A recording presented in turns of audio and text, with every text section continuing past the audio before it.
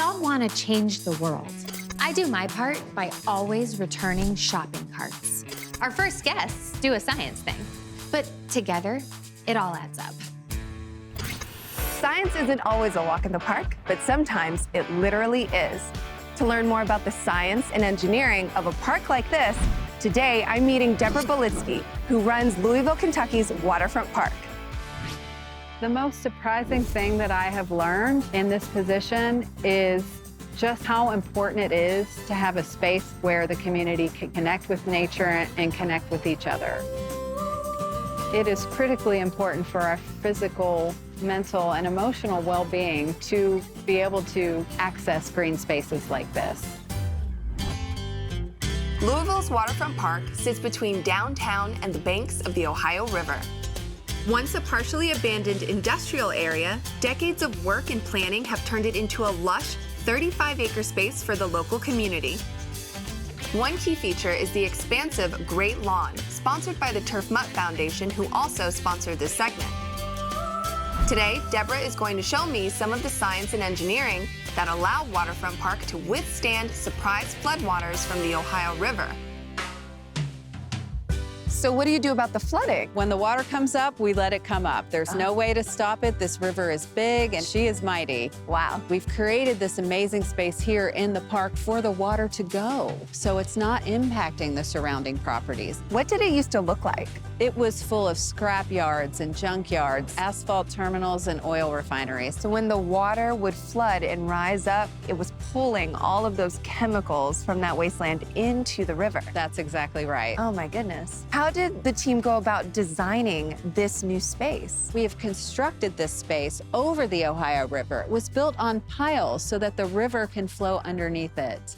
It is built on a grade so that you can open up these amazing views and also create a space for the floodwaters to go.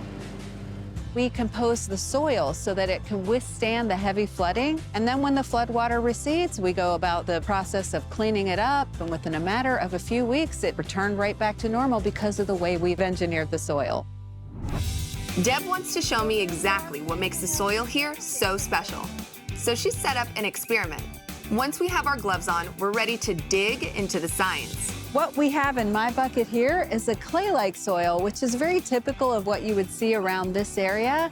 And then what we have in your bucket is a very specifically engineered soil that we use right here at the TurfMutt Great Lawn that is 90% sand and 10% peat. And what do we have in this center bucket? We have some gravel in this bucket because we want to use it to show you what is underneath all of this soil on the Great Lawn that supports its structure. And I'm going to show you exactly what happens when it floods and how it affects our soil. We start the experiment by putting a few scoops of our gravel at the bottom of our test tubes. I think it looks good. All right. Once we're sure they're at about the same height, we add in our dirt. Sometimes science makes a little bit of a mess, but all in the pursuit of knowledge, right? Well, I say even as adults, it's fun to play in the dirt. With our test tubes filled, we're ready to pour in water and see how quickly it drains out of small holes at the bottom. Yours is pretty much Mine still isn't moving. It only takes moments to see the difference between the two soils.